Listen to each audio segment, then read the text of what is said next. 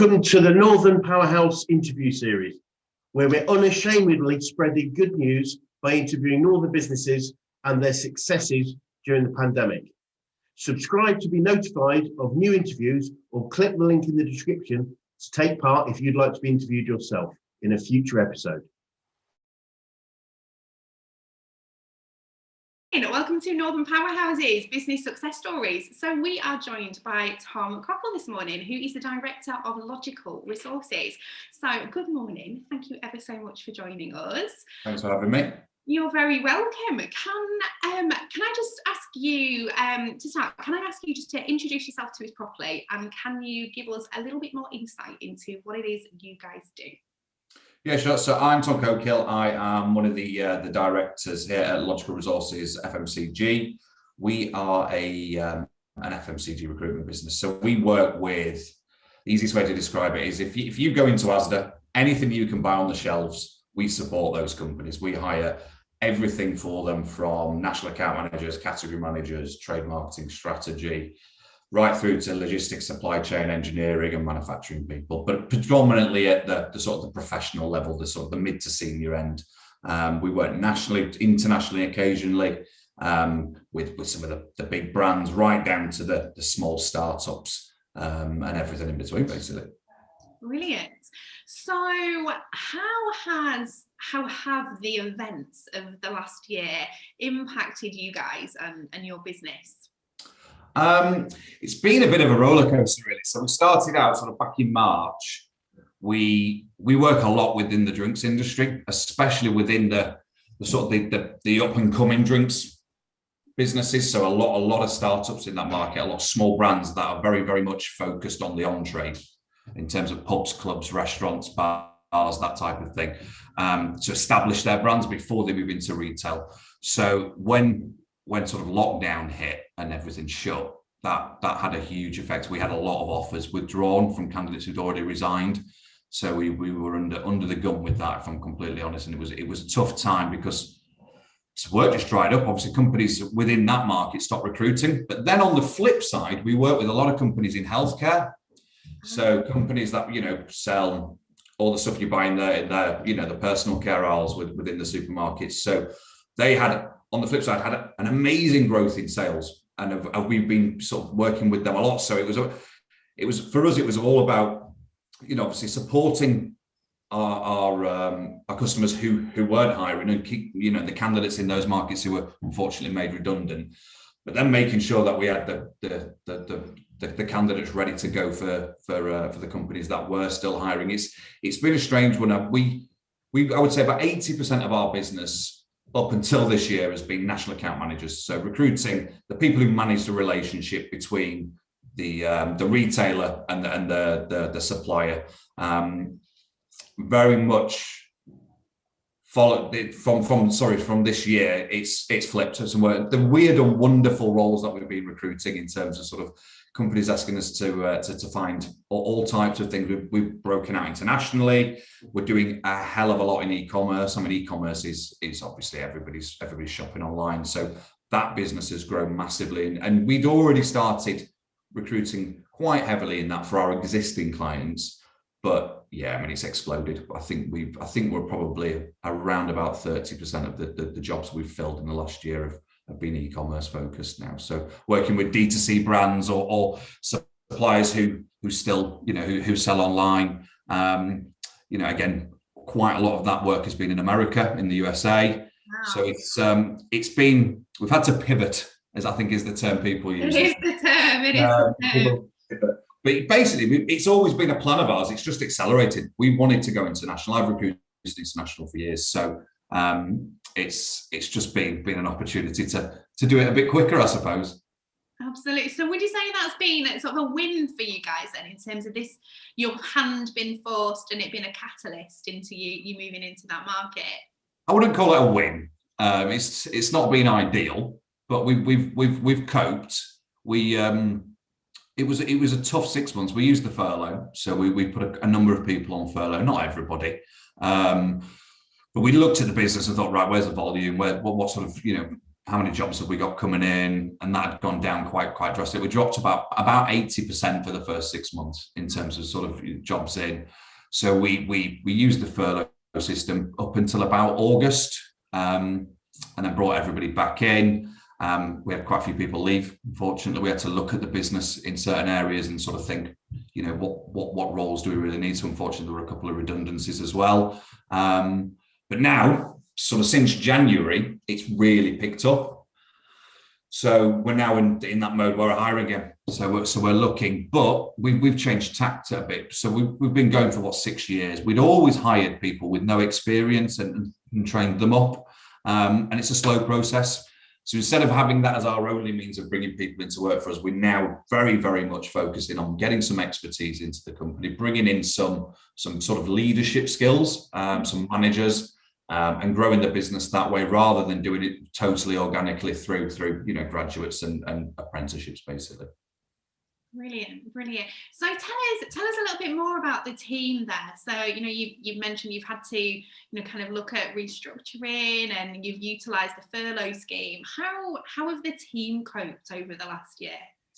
Some good, some not so. Our team's quite young, so a lot of them live in small apartments in the city centre, in Leeds city centre, which, you know, isn't ideal when you're working from home.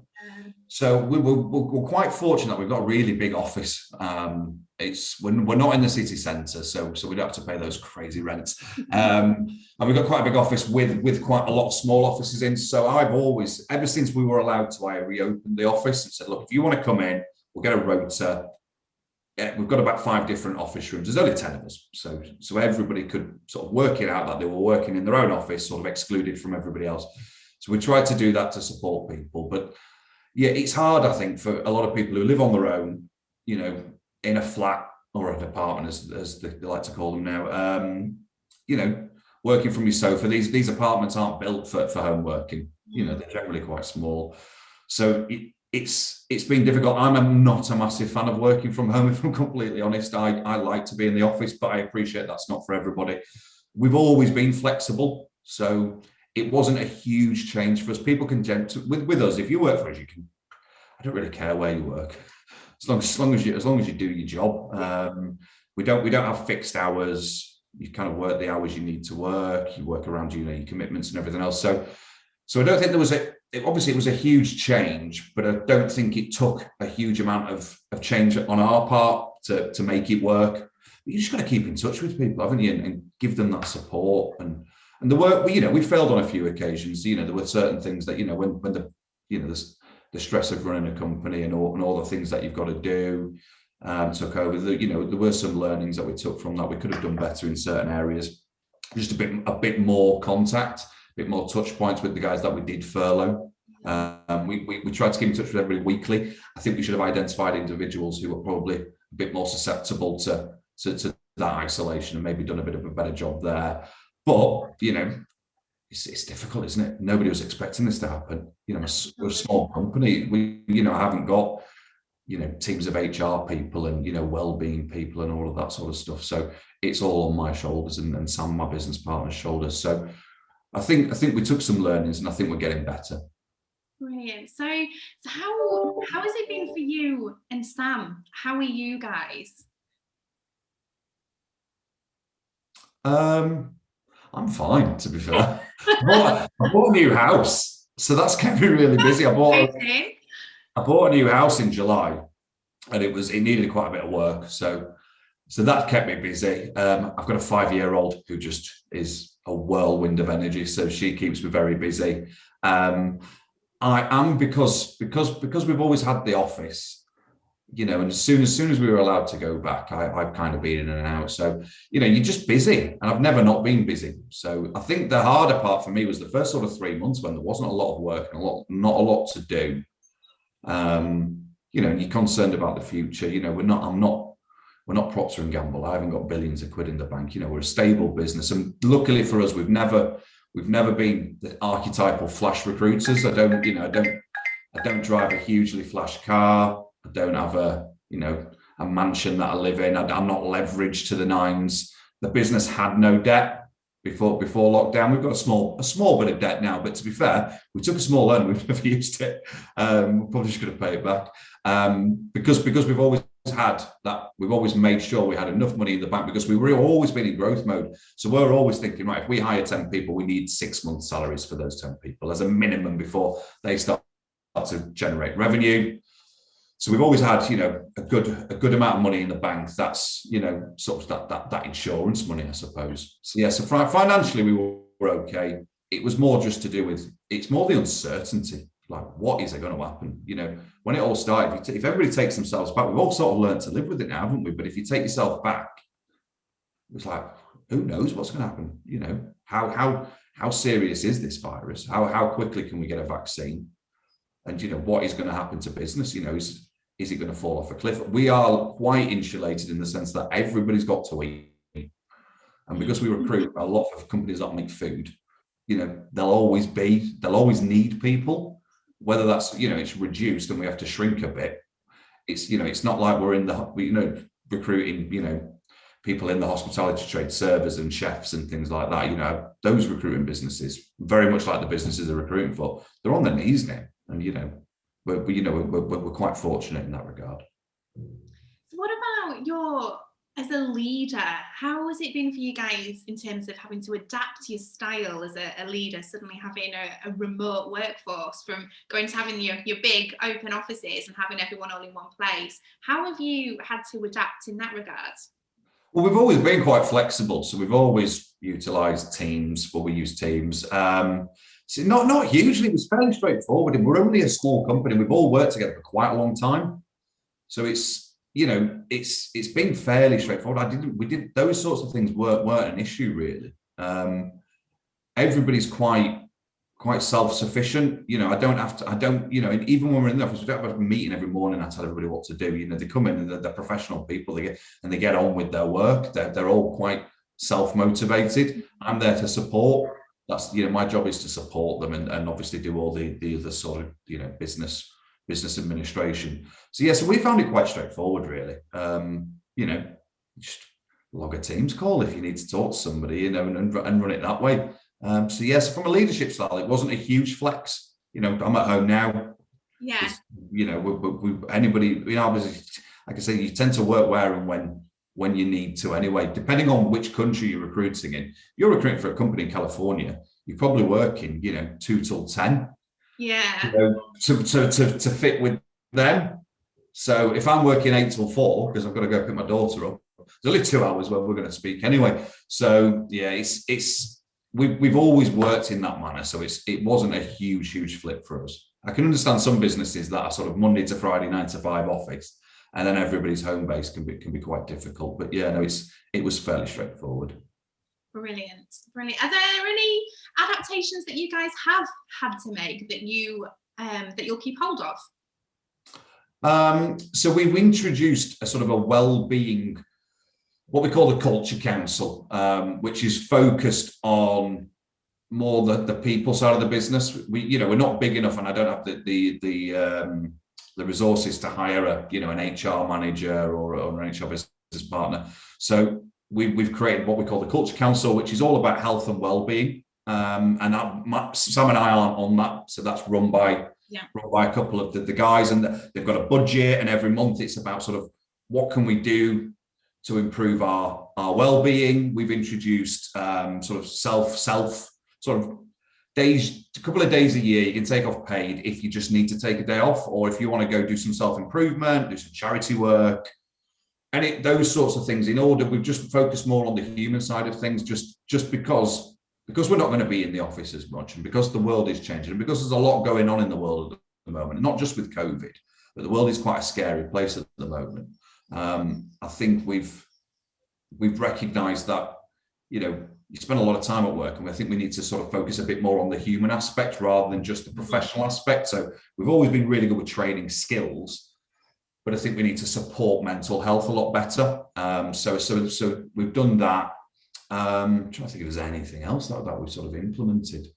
No, I did, as I said, because we've always been quite flexible. I've always, we kind of have I'm quite a laid back person. So, I see my role as I'm a support function for everybody else. Who I'm there to get the best out of you, Yeah. even in a sort of a selfish sense, but I'm also there to sort of support you to get to do well for yourself. So the main one was sort of thinking, right, how can we make sure that everybody's happy and secure.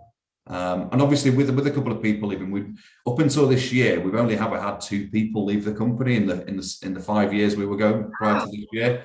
So having, I think we had about 6 people leave altogether, 6 or 7 people leave. So that was quite difficult, and it's just dealing with that. And personally, dealing with that, basically, people didn't want to work for me anymore. So I had to deal with that. But yeah, other than that, I think it's all around what can we do to support you from on a mental health side of things. Amazing. And have you guys learned from from these people that have left the company? Have you learned from those experiences in terms of how can we control this amazing workforce that you guys clearly have?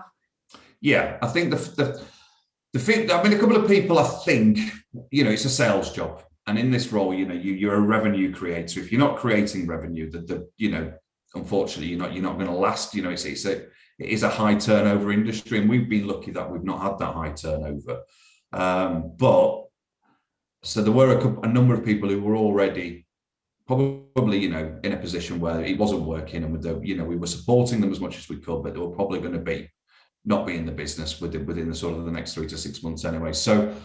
So those people that was fine, but there was a couple of people that we didn't want to leave, that we would have kept. And it's like anything, when it's tough and there's other businesses approaching you, and it's all fluffy clouds and candy floss at their business. They've had no issues. That's the big sell. You can have your head turned.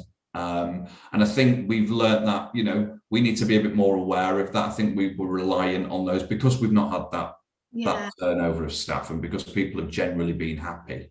There was an assumption made that everybody would pull together and get through this, and maybe we could have been a bit better in that regard. So there was a couple of learnings there in terms of sort of just making sure that everybody is, happy, content, they're on the right path, they've got everything they need.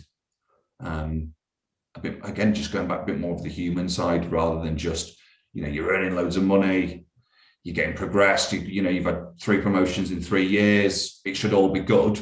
But thinking, all right, are they actually happy? Are they enjoying the work they're doing? Because, money, once you start making a certain amount of money, an extra 5, 6, 7, 8 grand a year, it doesn't have the same impact as it does when you're at the beginning of your career. And it's not always enough to sort of keep spurring you on and dealing with all those challenges that this type of job faces. It's a rejection-based job. You get told no a lot more than you get told yes.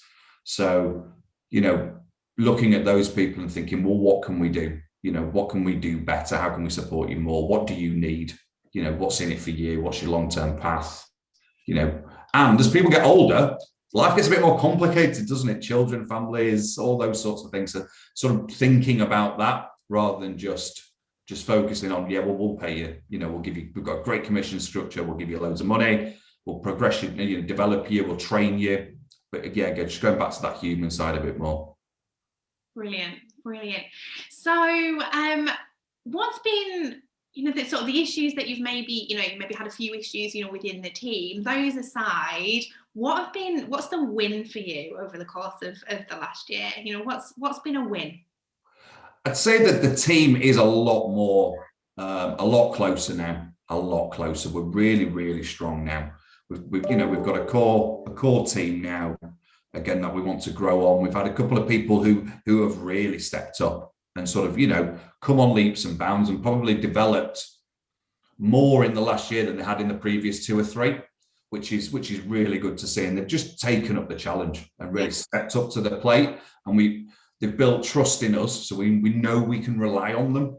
And we know that, they're ready to manage people or ready to take on much bigger accounts that are really complex and that we have to, that are high volume, that are really important to the business. So yes, that's been a massive win. But again, for me and Sam, I think I didn't know I was as resilient as I was. I think the same for Sam. The fact that we've been able to get through this fairly unscathed and come out the other side, and I think we're better for it. Better business owners, yeah, I've learned a lot as well. So that's been a huge win. I know a lot more about finance now.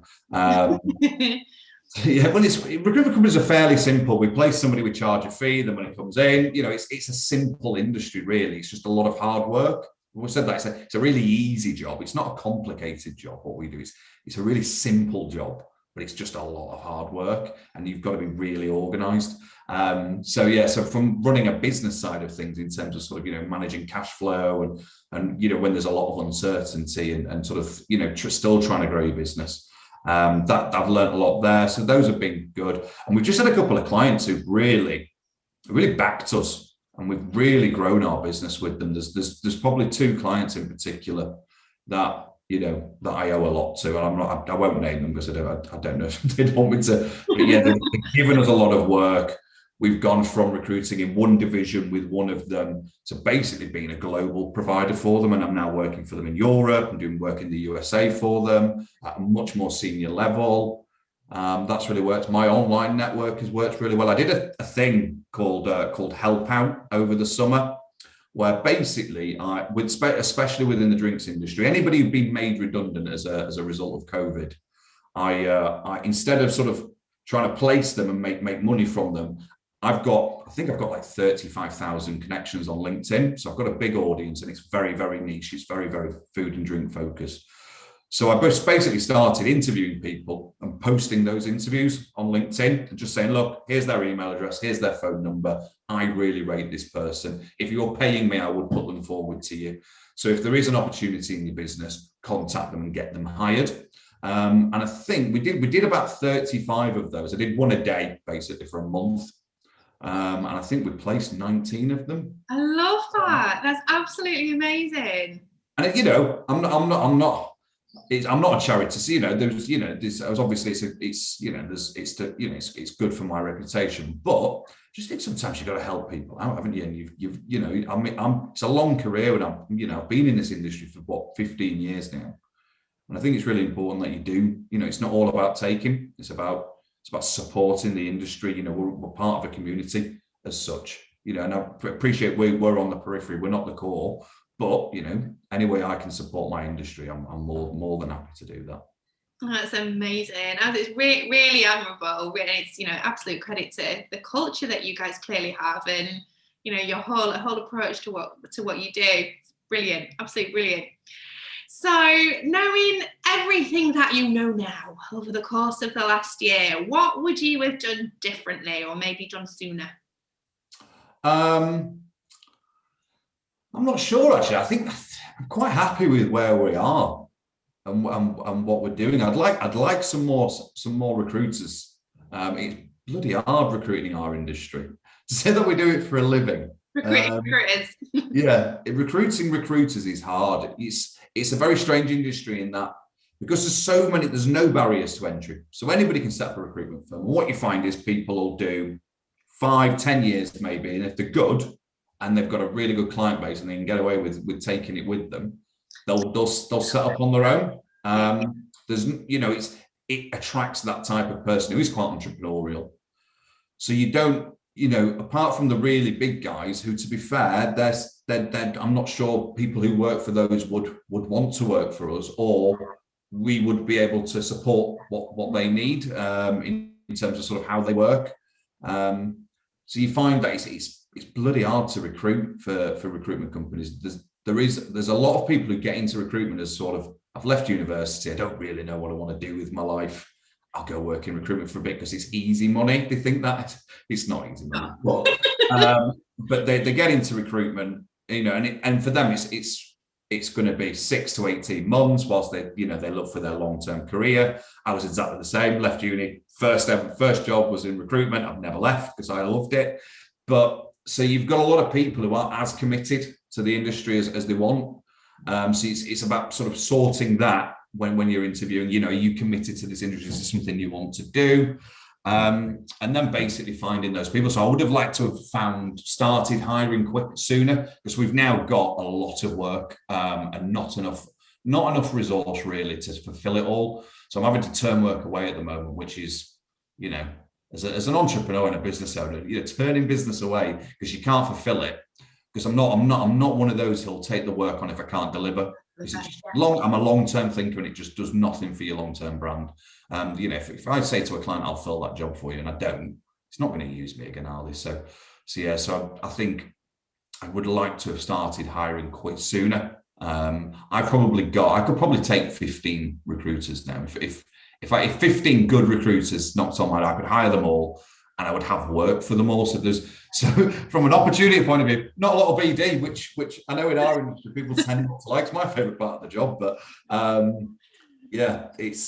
say that's the one thing I think we should have started hiring quicker, just backed ourselves a bit more in that regard. That work was going to come, and you know, we should have been ready to take it on, basically. Brilliant. So what does the future hold? What can you tell us? What exciting things are in the offing for you guys? So there are quite a few, actually. So as I say, we're hiring. We've got a plan to get to at least 30 heads within the next 18 months, hopefully 50 within the next sort of 36 months. We've defined that strategy. We've defined what that's going to look like in terms of the structure of the business. There's new markets we want to break into. I like selling, so that, you know, that's the part of the role I enjoy the most, is the client side of things. So a big part of that will be me basically moving jobs, hopefully every 6 months, in order to open up new markets for us, build our brand within those markets, and they're all aligned. So it's, you know, it's instead of just working for food companies, it's going into fashion, it's going into consumer electronics, and just growing those markets a bit more. So direct to consumer is a passion of mine. I've got a colleague who's sort of taken it upon himself to really sort of weigh into that market. He's doing a fantastic job. So that's the first one. Move office. We've been in the same office for quite a while now, and it's fine, but it's not where we want to be long term. So we're looking for new premises. You live on the outskirts of Leeds? Yeah, we're basically near the prison. So it's always look for the prison. We're near there. It was an office which was perfect for when we got it after sort of our first year in business. It's not the most modern office. It's quite industrial, but it's massive. So it's given us that, and it's really cheap.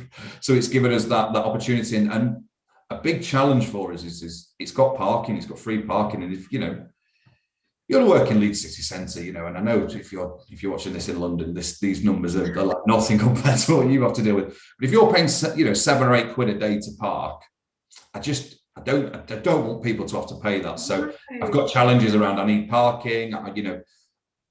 We need interview rooms. We now need Zoom rooms. We need, I like to have sort of breakout areas. So, people. I don't want people sat at desks all day. It's not good for you.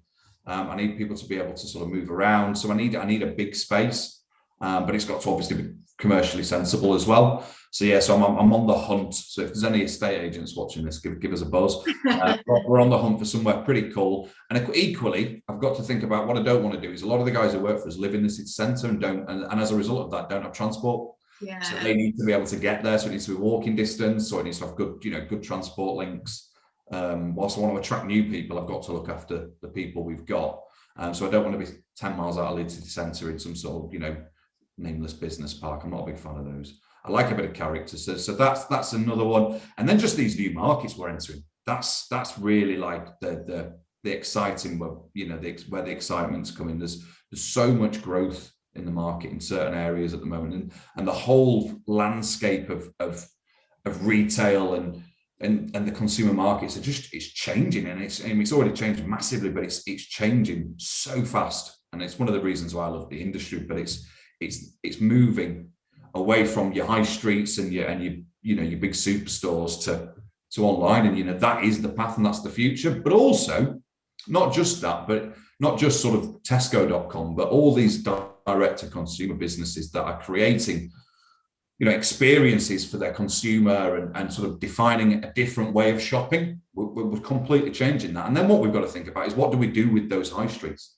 Yeah. So what do they become? How can I support those businesses that are going to take up those spaces in those high streets? And how are they going to develop it? A lot of retailers are thinking, how do we get people into store now? Because if they're in bricks and mortar, they've got to get people into stores. So it's about creating experiences, making them destinations. How do I support those companies hiring experts to help them do that? So that's where the excitement comes from for me. It's what's in front of us. I don't really look back. You try to learn from it, but I like to focus on the future, and I like to think what's going to happen in 5 years, what's going to happen in 10 years. Right? How do I support my clients and deliver for them so they can achieve their 5-year plans, basically. I'm excited for you. I'm on board. I'm on board. Oh, Tom, thank you so much for sharing, so many cool stories with us, and your learning and experiences from the last year. We really appreciate it, and it's been an absolute pleasure to chat with you. Thank you so much. No, I really appreciate it. It's nice to have an natter and run through it. And to be fair, I've not had a chance to reflect. Really, I've not actually sat down yet and thought what has happened over the last year. And it's been a mad year, hasn't it? So. No, I've not actually done that, so it's quite nice to actually verbalise it. Definitely. You guys have done a lot. You've achieved a lot. You've clearly come a long way in the last year. Very much so, yeah. Absolutely smashed it out of the park. So, yeah, maybe take a minute and, give yourself a little minute to just think, we've done Brilliant. Thank you so much, Tom. We'll speak to you soon. Thank you. Thanks for having me. I really appreciate it. You're welcome. Thanks for watching. What was your takeaway from today's interview? Please post it in the comments below and subscribe for all our upcoming videos, or click for the next video here.